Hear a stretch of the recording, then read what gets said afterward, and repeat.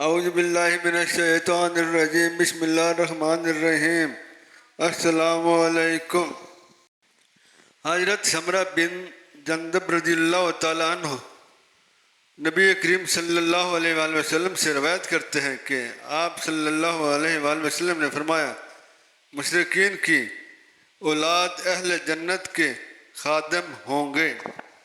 حضرت عبداللہ بن یزید رضی اللہ تعالیٰ عنہ نبی کریم صلی اللہ علیہ وآلہ وسلم سے بیان کرتے ہیں کہ آپ صلی اللہ علیہ وآلہ وسلم نے فرمایا، کوئی آدمی گھر کے اندر تھال میں پیشاب نہ کرے، بے شک فرشتے اس گھر میں داخل نہیں ہوتے جس گھر میں پیشاب پڑا ہو، اور تم ہرگز اپنے غسل کرنے والی جگہ پر پیشاب نہ کرو۔ حضرت عائشہ صدیقہ رضی اللہ تعالیٰ عنہ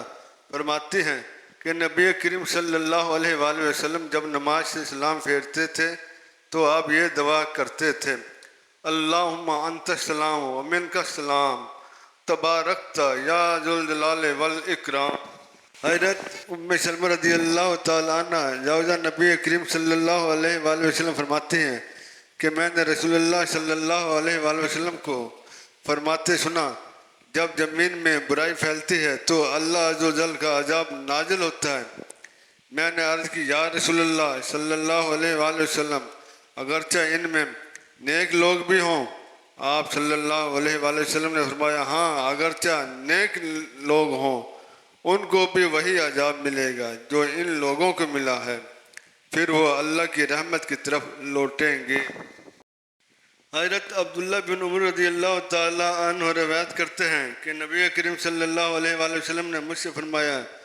اے عبداللہ بن عمر، وہ کیا وقت ہوگا جب لوگوں میں گھٹیا ترین باقی رہیں گے، ان میں وعدہ اور امانت نام کی شے نہیں ہوگی، اور وہ اختلاف کریں گے تو وہ اس طرح ہو جائیں گے۔ اور آپ نے اپنی انگلیوں کے درمیان تشبیک فرمائی۔ میں نے عرض کی، یا رسول اللہ صلی اللہ علیہ وآلہ وسلم، آپ مجھے کیا حکم دیتے ہیں؟ آپ صلی اللہ علیہ وآلہ وسلم نے فرمایا، تم وہ کرو جو تم جانتے ہو اور وہ چھوڑ دو جو تم نہیں جانتے، اور تم اپنے آپ کو بالخصوص بچاؤ اور لوگوں کو چھوڑ دو۔ حضرت ابو ہریرہ رضی اللہ تعالیٰ عنہ فرماتے ہیں کہ رسول اللہ صلی اللہ علیہ وآلہ وسلم نے فرمایا، جب مجھے معراج کروائی گئی تو میں جس آسمان کے پاس سے بھی گزرا مگر اس میں نے اپنا نام محمد صلی اللہ علیہ وسلم پایا اور میرے پیچھے ابو بکر صدیق کا نام تھا۔ حضرت عبداللہ بن عمر رضی اللہ تعالیٰ عنہ فرماتے ہیں کہ حضور صلی اللہ علیہ وآلہ وسلم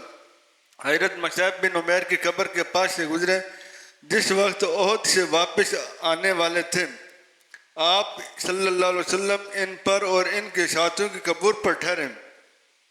اور فرمایا، میں گواہی دیتا ہوں کہ تم اللہ کے ہاں زندہ ہو، ان کی زیارت کیا کرو، ان کو سلام کیا کرو۔ اس ذات کی قسم جس کے قبضہ قدرت میں محمد صلی اللہ علیہ وآلہ وسلم کی جان ہے، ان کو کوئی قیامت کے دن تک سلام کرے گا تو یہ اس کا جواب دیں گے۔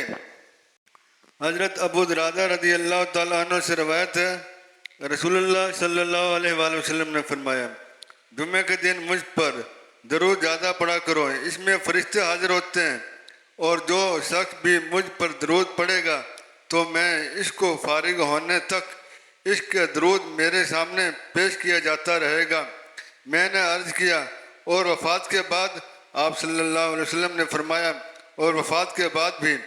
ایسے ہی ہوگا۔ اللہ نے زمین پر حرام کر دیا ہے کہ وہ نبیوں کے جسموں کو کھائے، چنانچہ اللہ کا نبی زندہ ہوتا ہے، اسے رزق ملتا ہے۔